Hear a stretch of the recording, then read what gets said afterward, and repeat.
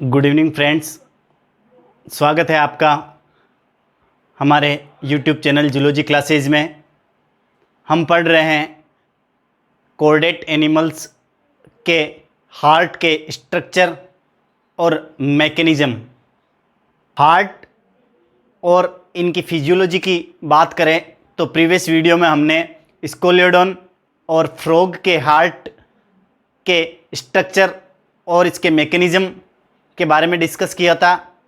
आज हम पढ़ने जा रहे हैं इसी सीरीज का एक और एनिमल, वेरेनस के हृदय की संरचना एवं कार्य प्रणाली। वेरेनस जिसे सामान्यतः गोह या गोहरा कहते हैं और इसे मॉन्स्टर लिजार्ड भी कहा जाता है। आप सब जानते हैं लिजार्ड और स्नेक्स क्लास रेप्टिलिया में इंक्लूड किए जाते हैं, अर्थात सरीसृपों के अंतर्गत इनको सम्मिलित किया जाता है। प्रकृति में पाए जाने वाले विभिन्न प्रकार की लिजार्ड्स और स्नेक्स को फाइलम कॉर्डेटा की एक क्लास रेप्टिलिया के अंतर्गत सम्मिलित किया जाता है। तो हम संपूर्ण रेप्टिलिया क्लास को रिप्रेजेंट करने के लिए यहाँ वेरेनस, जिसे यूरोमेस्टिक्स कहते हैं, इसके हृदय की संरचना एवं कार्यप्रणाली का आज विस्तार से अध्ययन करेंगे। वेरेनस संपूर्ण रेप्टाइल्स क्लास को रिप्रेजेंट करेगा, अर्थात आप यूँ कह सकते हैं कि वेरेनस में पाए जाने वाला हृदय संपूर्ण सरीसृप वर्ग के जंतुओं के समकक्ष होता है, अर्थात सरीसृपों में पाए जाने वाले सर्कुलेटरी सिस्टम की संरचना और कार्यप्रणाली वेरेनस के समान होती है। तो हम यहाँ रेप्टिलिया क्लास को रिप्रेजेंट करने वाले वेरेनस या मॉन्स्टर लिजार्ड के हार्ट के स्ट्रक्चर और फिजियोलॉजी को आज इस लेक्चर के दौरान समझेंगे। तो हम स्टार्ट करते हैं वेरेनस के हार्ट के स्ट्रक्चर और फिजियोलॉजी को। इससे पहले अगर आप मेरे यूट्यूब चैनल जूलॉजी क्लासेज पर नए हैं तो पहले आप मेरे यूट्यूब चैनल को सब्सक्राइब कीजिए और इसके रिंग बटन को हिट कीजिए ताकि आपको आने वाले नेक्स्ट वीडियोज़ के नोटिफिकेशंस समय पर मिल सके। तो स्टूडेंट्स, स्टार्ट करते हैं हम हार्ट ऑफ वेरेनस या यूरोमेस्टिक्स। यूरोमेस्टिक्स इसका जंतु वैज्ञानिक नाम है। जंतु वैज्ञानिक नाम में एक नाम वंश का और दूसरा जाति का लिया जाता है। तो लीनियस पद्धति के अनुसार यूरोमेस्टिक्स वंश या जेनेरा को डिनोट करता है। हम बात करें इसके एक्सटर्नल और इंटरनल स्ट्रक्चर की, उससे पहले मैं आपको बता दूं कि जो कॉर्डेट एनिमल्स के हार्ट की ओरिजिन एंड इवोल्यूशन की बात करें तो हमने सर्वप्रथम जब स्कोलियोडॉन का हार्ट देखा था उसमें हमने देखा था कि स्कोलियोडॉन के हार्ट में एक एट्रियम और एक वेंट्रिकल उपस्थित था। साथ में दो असेसरी संरचनाएं जिन्हें साइनस विनोसस और कोनस आर्टियोसस कहते हैं, ये उपस्थित थी। अर्थात वास्तव में स्कोलियोडॉन का हृदय सीरिये प्रकार का था जिसे वेनस हार्ट कहते हैं। उसमें दो स्थायी कक्ष आलिंद और नीले के रूप में उपस्थित थे और दो सहायक संरचनाएं जिन्हें सिरा कोटर और धमनी शंकु कहते हैं उपस्थित थी। स्कोलियोडॉन से आगे हम बात करें फाइलम एम्फीबिया की, तो फाइलम एम्फीबिया में जो कोनस आर्टियोसस था वो ट्रंकस आर्टियोसस में कन्वर्ट हो गया, अर्थात जो धमनी शंकु था वो एक विशेष संरचना जो कि बिल्कुल कोनस आर्टियोसस के समान थी, वैसी संरचना ट्रंकस आर्टियोसस में कन्वर्ट हो गई। धीरे धीरे और अधिक इवोल्यूशन हुआ और इवोल्यूशन के दौरान क्लास रेप्टिलिया में कोनस आर्टियोसस एक तरह से एक्सटिंक्ट हो गया, या आप कह सकते हैं कि कोनस आर्टियोसस जिसका स्थान ट्रंकस आर्टियोसस ने लिया था फ्रॉग के हार्ट में, आगे चलकर ये रेप्टाइल्स में ट्रंकस आर्टियोसस विभिन्न प्रकार की धमनी चापों में परिवर्तित हो गया। अर्थात हम बात करें रेप्टाइल्स की या वेरेनस के हृदय की, तो यहाँ वेरेनस के हृदय में ट्रंकस आर्टियोसस अनुपस्थित होता है और हमें सामान्यतः एक अस्थायी संरचना या सहायक संरचना सिरा कोटर ही देखने को मिलती है। वैसे बात करें हम रेप्टाइल्स के हार्ट की, तो रेप्टाइल्स का हार्ट 3 चैम्बर्ड हार्ट होता है, अर्थात त्रिकक्षीय हृदय इनमें देखने को मिलता है, जिनमें 2 एट्रियम या आलिंद और 1 वेंट्रिकल या नीले उपस्थित होता है। अर्थात इनका हृदय त्रिकक्षीय हृदय होता है और कई साइंटिस्ट इसे 3.5 चैम्बर हार्ट भी बोलते हैं। क्यों? क्योंकि जैसे एम्फीबिया में वेंट्रिकल में कोई विभाजन नहीं देखने को मिलता है, यहाँ रेप्टाइल्स की बात करें तो वेंट्रिकल या नीले में विभाजन तो देखने को मिलता है, लेकिन ये विभाजन या पट अपूर्ण होता है, अर्थात नीले पूर्ण रूप से 2 भागों में बटा हुआ नहीं होता है। केवल नीले के 2 भाग हमें स्पष्ट तौर पर दिखाई देते हैं, जिन्हें केवम डोर्सेल और केवम पल्मोनेल कहा जाता है। तो नीले में विभाजन तो देखने को मिलते हैं, लेकिन ये विभाजन पूर्णतः या कंप्लीट प्रकार के नहीं होते हैं। अतः आप कह सकते हैं कि एम्फीबियंस की तरह रेप्टाइल्स के हार्ट में भी 3 चैम्बर्ड उपस्थित होते हैं या इनका हृदय त्रिकक्षीय होता है। हम एक्सेप्शन की बात करें तो रेप्टाइल्स का एक ऑर्डर है क्रोकोडिलिया। क्रोकोडिलिया ऑर्डर एक महत्वपूर्ण ऑर्डर है, जिनमें सामान्यतः 3 प्रकार के जंतु देखने को मिलते हैं, जिनमें क्रोकोडाइल्स, एलिगेटर और गेवियलिस, ये 3 ऐसे महत्वपूर्ण जंतु हैं जिनका हृदय पूर्ण रूप से 4 कक्षों में बटा होता है, अर्थात इनमें 4 चैम्बर्ड हार्ट देखने को मिलता है।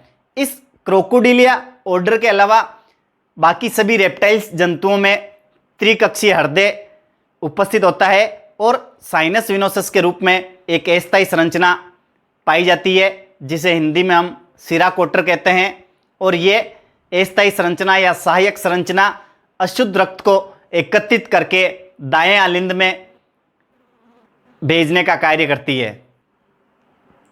हम सबसे पहले बात करें वेरेनस के हृदय की स्थिति या पोजीशंस की, तो वेरेनस का हृदय इसके थोरेक्स रीजन में मध्य अधरते या मिड वेंट्रली सिचुएटेड होता है और ये थोरेक्स रीजन में स्टर्नम के नीचे उपस्थित होता है।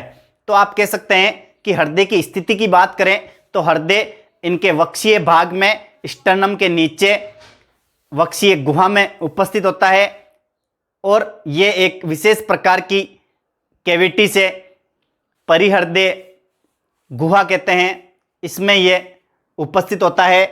हम बात करें पेरिकार्डियल कैविटी की, तो इसमें 2 भित्तियां हमें देखने को मिलती है, जिनमें आंतरिक और बाह्य भित्तियां होती है। हम हृदयावरण की बात करें तो हृदयावरण एक मोटी पेशीय थैले समान संरचना है, जिसमें एक विशेष प्रकार की गुहा जिसे पेरिकार्डियल कैविटी कहते हैं उपस्थित होती है। ये एक विशेष प्रकार के फ्लूइड से घिरी हुई रहती है, जिसे पेरिकार्डियल फ्लूइड कहते हैं। पेरिकार्डियल फ्लूइड हृदय की विभिन्न प्रकार की चोटों, रगड़ या यांत्रिक क्षति से बचाने का कार्य करता है, अर्थात किसी भी प्रकार के मैकेनिकल स्ट्रोक या रगड़ से बचाने का कार्य हृदय को ये हृदयावरणी तरल करता है, जो कि पेरिकार्डियल कैविटी में उपस्थित होता है। अब हम बात करते हैं वेरेनस के हृदय की एक्सटर्नल मॉर्फोलॉजी की या बाह्य आकारिकी की। बाह्य आकारिकी की बात करें तो हमें हृदय इसके डोर्सल व्यू में कुछ इस प्रकार दिखाई देता है। यहाँ मैंने एक डोर्सल व्यू का डायग्राम मेंशन किया है, जो आपको दिखाई दे रहा होगा। डोर्सल व्यू में ये एक विशेष प्रकार की संरचना आपको दिखाई दे रही होगी, जो कि ट्रायंगुलर है या त्रिभुजाकार है। ये त्रिभुजाकार संरचना साइनस विनोसस कहलाती है, जो कि दाएं एवं बाएं आलिंदों के पृष्ठ से फैली हुई होती है। इस दाएं और बाएं आलिंदों के पृष्ठ से या डोर्सली सिचुएटेड संरचना साइनस विनोसस के रूप में होती है। ये साइनस विनोसस दाएं और बाएं दो भागों में बटा हुआ रहता है। अगर हम सिरा कोटर के बाएं भाग की बात करें तो बायां भाग थोड़ा छोटा होता है, जबकि दायां भाग बाएं भाग की अपेक्षा अधिक बड़ा होता है। और हम बात करें साइनस विनोसस या सिरा कोटर की, तो सिरा कोटर में 3 विशेष प्रकार की महाधमनियां हमें देखने को मिलती है। इन महाधमनियों में 2 लेफ्ट और राइट प्रीकेवा के रूप में होती है, अर्थात दाईं एवं बाईं, जबकि एक पश्च महाधमनी नीचे की तरफ स्थित होती है। तो साइनस विनोसस एक सहायक संरचना के रूप में आलिंदों की भित्ति के ऊपर पृष्ठ से उपस्थित होता है। हम डोर्सल व्यू की बात करें तो डोर्सल व्यू में हमें ये लेफ्ट ओरिकल और राइट ओरिकल स्पष्ट नजर आते हैं।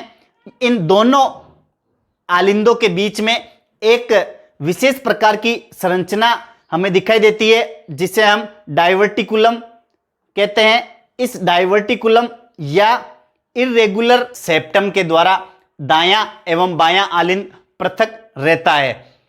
इनके अलावा नीचे की तरफ एक वेंट्रिकल उपस्थित होता है, जो कि ट्रायंगुलर शेप में होता है और आलिंदों की अपेक्षा ये अधिक बड़ा होता है और पेशीय भी होता है। क्यों? क्योंकि आलिंदों की बजाय इनमें रक्त के दाब को सहन करने की अधिक क्षमता होती है। तो वेंट्रिकल का जो इंटरनल स्ट्रक्चर होता है ये अधिक मस्कुलर होता है, अर्थात इनकी जो वाल्व होती है ये अधिक मजबूत होती है आलिंदों की अपेक्षा। और हम बात करें हृदय के कलर की, तो हृदय लाल रंग का एक त्रिकोणाकार आकार रखने वाला अंग है, जो कि वेरेनस के स्टर्नम के नीचे उपस्थित होता है। इनके अलावा हम हृदय के पृष्ठीय संरचना की बात करें तो आलिंदों में विभाजन के लिए इंटर ऑरिकुलर सेप्टम उपस्थित होती है, जिसे हम डाइवर्टिकुलम की तरह एक ग्रूव या खांच के रूप में देखते हैं। ये ग्रूव जो दिखाई दे रही है ये दोनों आलिंदों को पृथक करने का कार्य करती है, जिसे इंटर ऑरिकुलर ग्रूव या इंटर ऑरिकुलर सेप्टम कहते हैं, जिसकी सहायता से लेफ्ट ओरिकल और राइट ओरिकल दोनों पृथक पृथक रहते हैं। आलिंदों के नीचे वाला भाग वेंट्रिकल या नीले होता है। नीले की भित्ति मोटी एवं पेशीय होती है। हम आलिंदों की बात करें तो आलिंद आगे की तरफ चौड़े होते हैं और पीछे की तरफ जो भाग नीले उपस्थित होता है ये शंकु के समान संरचना है। अर्थात आप हृदय की पृष्ठ संरचना की बात करें तो ये एक त्रिकोणाकार संरचना के रूप में हमें दिखाई देता है। अब हम बात करते हैं इसके एनाटोमी की। तो एनाटोमी में हार्ट का स्ट्रक्चर कुछ इस प्रकार दिखाई देता है। ये तो हुई एक्सटर्नल मॉर्फोलॉजी, जिसमें हमने डोर्सल व्यू से देखा कि हृदय पृष्ठीय सतह से किस प्रकार दिखाई देता है। तो इसमें 2 आलिंद, एक सिरा कोटर और एक वेंट्रिकल आपको स्पष्ट रूप से दिखाई दे रहे हैं। आलिंद लेफ्ट ओरिकल और राइट ओरिकल में बटे हुए होते हैं और इन दोनों के पृष्ठ से एक विशेष संरचना जिसे सिरा कोटर या साइनस विनोसस कहते हैं ये उपस्थित होती है। साइनस विनोसस भी 2 भागों में बटी हुई रहती है। लेफ्ट ओरिकल की तरफ वाला भाग थोड़ा छोटा होता है और राइट ओरिकल की तरफ वाला भाग अधिक लंबा होता है या नलिका के समान होता है। इस साइनस विनोसस में 3 विशेष प्रकार की महाधमनियां आकर खुलती है, जिसे राइट प्रीकेवा, लेफ्ट प्रीकेवा और पोस्ट केवा से जाना जाता है। इसे पोस्ट केवम भी कहा जाता है या राइट प्रीकेवम भी कह सकते हैं। तो ये तीनों महाधमनियां शरीर के विभिन्न भागों से इम्प्योर ब्लड या अशुद्ध रक्त को लाकर साइनस विनोसस में उड़ेलने का कार्य करती है। अर्थात साइनस विनोसस इन 3 महाशिराओं के द्वारा अशुद्ध रक्त को ग्रहण करता है। फिर हमने देखा वेंट्रिकल, जो कि शंकु के समान संरचना है और ये आलिंदों के नीचे उपस्थित होती है।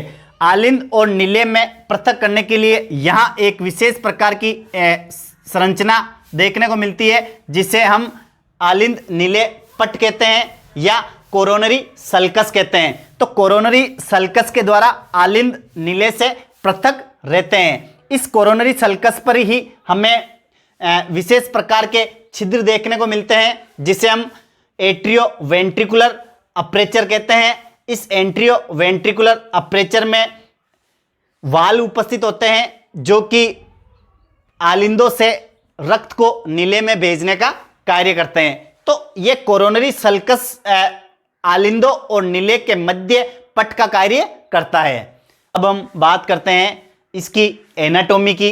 तो एनाटॉमी में हार्ट के स्ट्रक्चर की बात करें तो यहाँ मैंने एक फिगर मेंशन किया है जो आपको दिखाई दे रहा होगा। ये स्पष्ट रूप से इसके एनाटॉमी को डिफाइन कर रहा है जिसमें आपको ये लेफ्ट ऑरिकल और ये राइट ऑरिकल और साथ में ये वेंट्रिकल भाग दिखाई दे रहा होगा।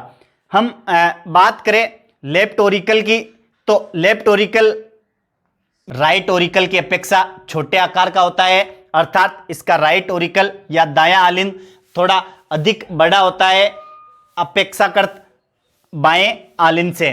दाएं आलिंद में हमें विशेष प्रकार की संरचना देखने को मिलती है जो कि साइनोएट्रियल अपर्चर के रूप में उपस्थित होती है, अर्थात ये जो छिद्रनुमा संरचना आपको दिखाई दे रही है ये साइनोएट्रियल अपर्चर या सिरा आलिंद छिद्र कहलाता है और ये दाएं आलिंद की भित्ति में उपस्थित होता है जिसकी सहायता से सिरा कोटर से अशुद्ध रक्त दाएं आलिंद में प्रवेश करता है।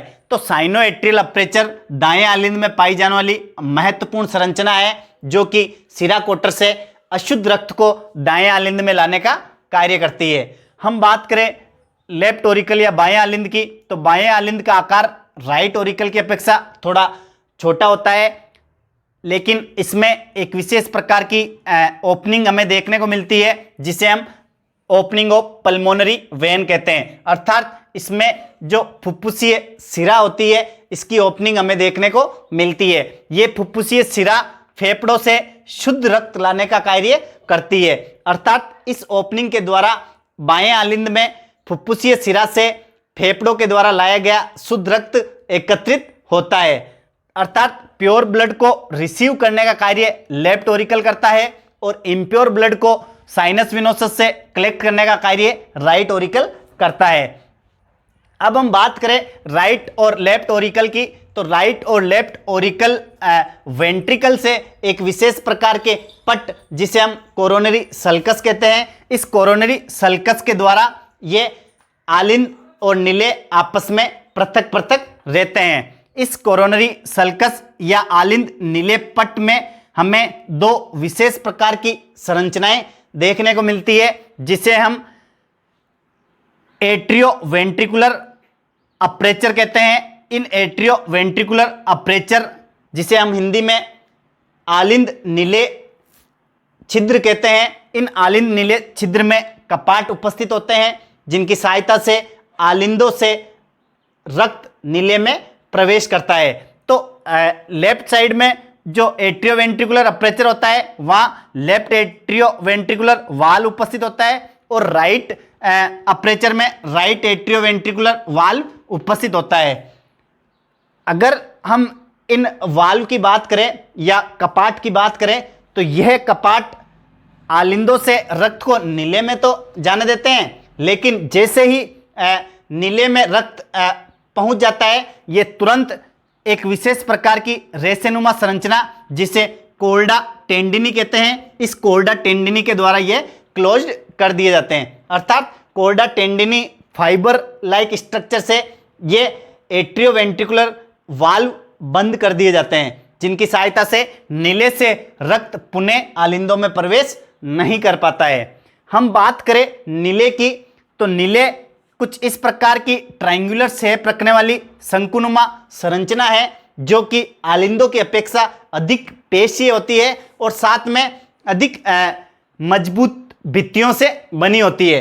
हम बात करें वेंट्रिकल की तो वेंट्रिकल में हमें कोल्डा टेंडिनी के रूप में तो संरचनाएं इसके कोरोनरी सल्कस पार्ट में देखने को मिलती ही है, साथ में ये इरेगुलर विभाजित होकर या डिवाइड होकर वेंट्रिकल की सरफेस या भित्ति में पूरी तरह से फैल जाती है। इन संरचनाओं को हम कोलुमना कोर्नी कहते हैं। अर्थात ये जो रज्जु समान संरचनाएं कॉर्डा टेंडिनी के रूप में उपस्थित होती थी, ये नीले की संपूर्ण भित्ति में इरेगुलर ग्रोथ के रूप में फैल जाती है, अतः इन्हें हम कोलुमना कोर्नी कहते हैं। इन कोलुमना कोर्नी की सहायता से ही नीले में एक अपूर्ण विभाजन देखने को मिलता है। अर्थात ये जो ग्रोथ दिखाई दे रही है आपको, ये इस कोलुमना कोर्नी की ही है और ये ग्रोथ वेंट्रिकल को दो अपूर्ण भागों में बांटने का कार्य करती है। अर्थात इंटरवेंट्रिकुलर सेप्टम की तरह ये ग्रोथ कार्य करती है। ये जो बीच बीच में खांच या ग्रूव देखने को मिलती है, इन्हें फिशर्स कहा जाता है। हम बात करें नीले की, तो इस इंटरवेंट्रिकुलर सेप्टम की वजह से इसका नीले अपूर्ण रूप से दो भागों में विभाजित हो जाता है। मैंने कहा था कि अपूर्ण विभाजन नीले में देखने को मिलता है, पूर्ण विभाजन नहीं है। देख लो, यहाँ कोरोनरी सल्कस ये है और ये यहाँ तक इंटरवेंट्रिकुलर सेप्टम है, तो ये बीच का जो स्पेस होता है उसमें नीले अपूर्ण रूप से विभक्त, अर्थात नीले का जो सेपरेशन है वो कंप्लीट नहीं होता है। इसी की वजह से नीले को दो स्पष्ट भागों में बांटा जा सकता है। राइट वेंट्रिकल वाला जो भाग है, अर्थात दाईं नीले वाला जो भाग है, इसे केवम पल्मोनेल कहा जाता है, जिसमें राइट ओरिकल से आया हुआ अशुद्ध रक्त एकत्रित होता है। और नीले के बाएं भाग की बात करें तो इसे केवम डोर्सेल कहा जाता है और इसमें लेफ्ट ओरिकल से आया हुआ प्योर ब्लड एकत्रित होता है।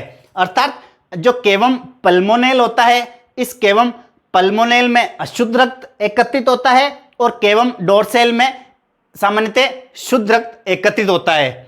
अगर हम नीले की बात करें तो नीले में हमें तीन विशेष प्रकार की धमनी चापें निकलती है, जिनमें एक फुफ्फुसीय धमनी चाप और दो दैहिक धमनी चापें होती है, जो कि राइट सिस्टेमिक आर्क और लेफ्ट सिस्टेमिक आर्क कहलाती है। अर्थात नीले की गुहा से तीन धमनी चापें निकलती है, जिनमें एक फुफ्फुसीय धमनी चाप होती है। ये वाली जो आपको संरचना दिखाई दे रही है, ये फुफ्फुसीय धमनी चाप है। ये वाली ध्यान रखना, ये आगे चलकर दो भागों में डिवाइड हो जाती है।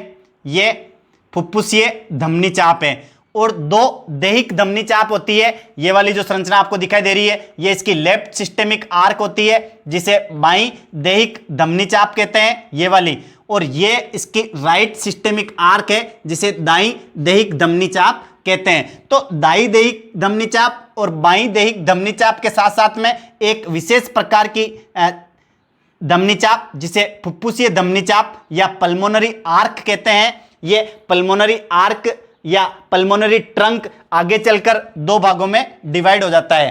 तो ये तीन जो धमनी चापें है, ये इसके नीले भाग से निकलती है। हम बात करें, तीनों धमनी चापों के द्वार पर विशेष प्रकार के कपाट देखने को मिलते हैं, जिन्हें हम सेमीलुनार वाल्व या अर्धचंद्राकार कपाट कह सकते हैं। इन अर्धचंद्राकार कपाटों की सहायता से धमनी चापों में गया हुआ रक्त वापस नीले में नहीं आता है। अर्थात इनमें जो वाल्व या कपाट पाए जाते हैं, ये अर्धचंद्राकार कपाट होते हैं और ये जहां इनकी ओपनिंग्स होती है वहां देखने को मिलते हैं। अर्थात केवम पल्मोनेल भाग से पल्मोनरी आर्क निकलती है और केवम डोर्सेल भाग से सिस्टेमिक आर्क निकलती है, जो राइट और लेफ्ट दो प्रकार की होती है।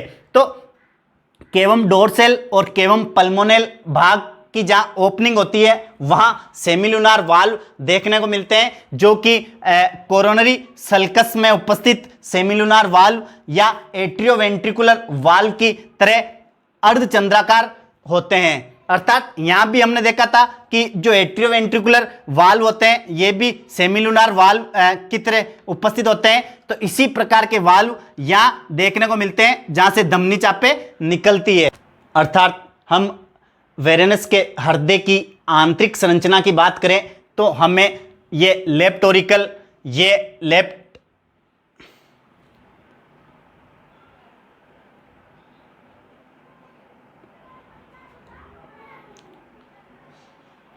लेफ्ट ऑरिकल और लेफ्ट ऑरिकल में ये पल्मोनरी वेन की ओपनिंग्स, इनके अलावा ये राइट ऑरिकल और राइट ऑरिकल में ये साइनोएट्रियल अपर्चर जो कि सिरा कोटर से अशुद्ध रक्त को दायां लिंग में लाने का कार्य करता है, ये दिखाई दे रहा है। इनके अलावा वेंट्रिकल दिखाई दे रहा है। वेंट्रिकल में हमें ये कोरोनरी सल्कस है या इसे एट्रियोवेंट्रिकुलर सेप्टम भी हम कह सकते हैं। अंतरा आलिंद नीले पट भी इसे कहा जा सकता है या हम कोरोनरी सल्कस इसे कहते हैं। इस कोरोनरी सल्कस में हमें दो प्रकार के वाल्व देखने को मिलते हैं। लेफ्ट साइड के जो आलिंद नीले कपाट होते हैं इन्हें लेफ्ट एट्रियोवेंट्रिकुलर वाल्व कहते हैं और राइट साइड में जो सेमिलुनार वाल्व होते हैं इन्हें राइट एट्रियोवेंट्रिकुलर वाल्व कहते हैं। यह एक विशेष प्रकार के रेशेनुमा संरचना कोर्डा टेंडिनी के द्वारा बंद होते हैं जो कि कोरोनरी सल्कस में ही देखने को मिलती है। तो ये फाइबर लाइक स्ट्रक्चर या रेशेनुमा संरचना ही इस वाल्व को बंद करने का कार्य करती है। ये आगे चलकर इरेगुलर ग्रोथ के रूप में हमें देखने को मिलती है जिसे हम पेशीय स्तंभ या कोलुमना कोर्नी कहते हैं। अर्थात जो नीले की भित्ति होती है इनमें विशेष प्रकार के पेशीय स्तंभ हमें देखने को मिलते हैं जिन्हें हम कोलुमना कोर्नी कहते हैं। नीले की भित्ति की बात करें तो नीले की भित्ति थिक वॉल होती है, अर्थात आप यूँ कह सकते हैं कि इसकी वॉल थिक या मोटी होती है। हम आलिंदों में बात करें तो यहाँ दोनों आलिंदों में लेफ्ट ऑरिकल और राइट ऑरिकल को अलग करने के लिए बीच में एक विशेष प्रकार का पट या सेप्टम हमें देखने को मिलता है जिसे इंटरओरिकुलर सेप्टम कहा जाता है। इनके अलावा ये साइनोएट्रियल अपर्चर है, ये राइट सिस्टेमिक आर्क है, ये लेफ्ट सिस्टेमिक आर्क है और ये वाली जो संरचना आपको दिखाई दे रही है ये पल्मोनरी आर्क है। इसे आप पल्मोनरी आर्क के रूप में डिफाइन कर सकते हैं जिसे हम फुफ्फुसीय चाप कहते हैं और ये फुफ्फुसीय चाप केवल पल्मोनेल में खुलती है, अर्थात केवल पल्मोनेल जो नीले का दायां भाग है यहाँ से ये जो अशुद्ध रक्त है उसको फेफड़ों में ले जाने का कार्य करती है और जो केवम डोर्सल भाग से सिस्टेमिक आर्क निकलती है ये शुद्ध और अशुद्ध रक्त क्योंकि नीले में अपूर्ण विभाजन होता है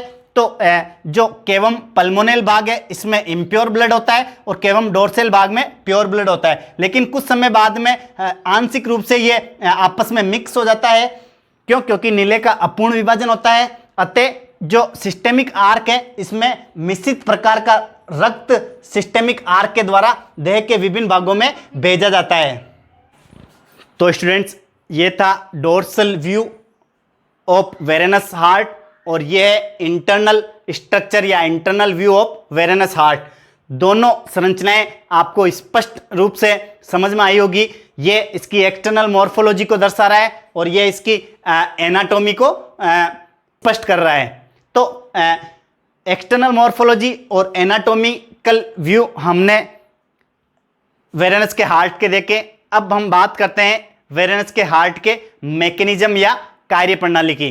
तो कार्य प्रणाली को हम आंतरिक संरचना से स्पष्ट रूप से समझ सकते हैं। सर्वप्रथम सिरा कोटर जो कि साइनस विनोसस होती है, ये आपको दिखाई दे रही होगी। साइनस विनोसस जो कि त्रिकोणाकार संरचना के रूप में उपस्थित होती है। इनमें लेफ्ट प्रीकेवा, राइट प्रीकेवा और पोस्ट केवा के द्वारा शरीर के विभिन्न भागों से अशुद्ध रक्त एकत्रित किया जाता है और ये अशुद्ध रक्त राइट ऑरिकल में साइनोएट्रियल अपर्चर के द्वारा खुलता है। अर्थात जो सिरा आलिंद छिद्र होता है इसकी सहायता से ये तीनों महाधमनियां अशुद्ध रक्त को दाएं आलिंद में लाने का कार्य करती है।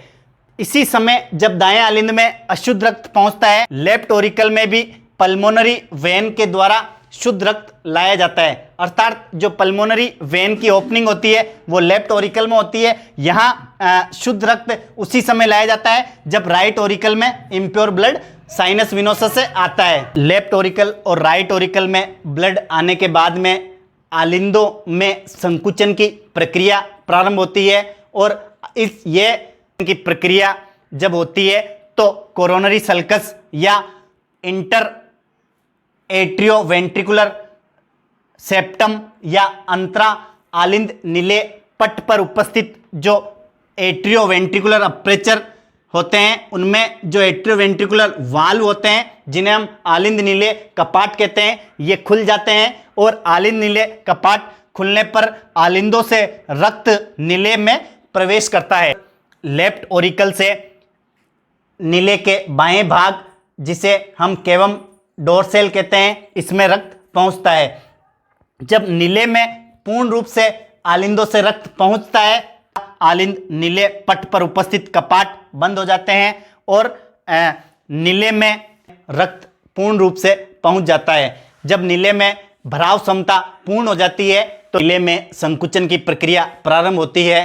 तो धमनी चापों के प्रवेश द्वार पर उपस्थित सेमिलुनार वाल्व, जिन्हें अर्धचंद्राकार कपाट कहते हैं, ये अर्धचंद्राकार कपाट खुल जाते हैं, जिनकी सहायता से नीले के बाएं और दाएं भाग से विभिन्न प्रकार के धमनी चापों के द्वारा रक्त को शरीर के विभिन्न भागों में भेज दिया जाता है। अर्थात नीले के बाएं भाग से रक्त को पल्मोनरी आर्क के द्वारा शरीर के विभिन्न भागों में भेज दिया जाता है और नीले के दाएं भाग से सिस्टेमिक आर्क के द्वारा अशुद्ध रक्त को फेफड़ों में भेजने का कार्य किया जाता है। लेफ्ट सिस्टेमिक भाग लेफ्ट लंग में ले जाने का कार्य करता है और राइट सिस्टेमिक भाग राइट लंग में इम्प्योर ब्लड को ले जाने का कार्य करता है। जबकि जो पल्मोनरी आर्क होता है ये आगे चलकर दो भागों में डिवाइड हो जाता है और ये शरीर के विभिन्न भागों में रक्त को भेजने का कार्य करता है। नीले से शुद्ध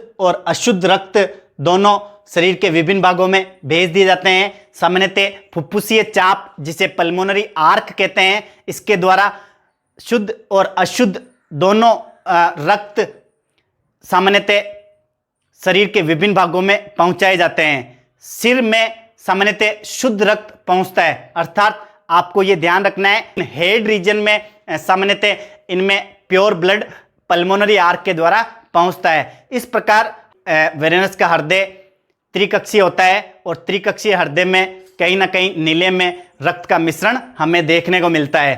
तो स्टूडेंट्स, ये थी वेरेनस के हृदय की संरचना और कार्यप्रणाली। आई होप आपको ये लेक्चर पसंद आया होगा। अगर ये लेक्चर पसंद आया है तो इसे अधिक से अधिक लाइक शेयर कीजिए और मेरे यूट्यूब चैनल जूलॉजी क्लासेज को अधिक से अधिक सब्सक्राइब कीजिए, ताकि आने वाले दिनों में मैं कोऑर्डिनेट एनिमल्स की फिजियोलॉजी के बारे में नए नए वीडियोस लेकर आ सकूं। धन्यवाद। Thanks a lot.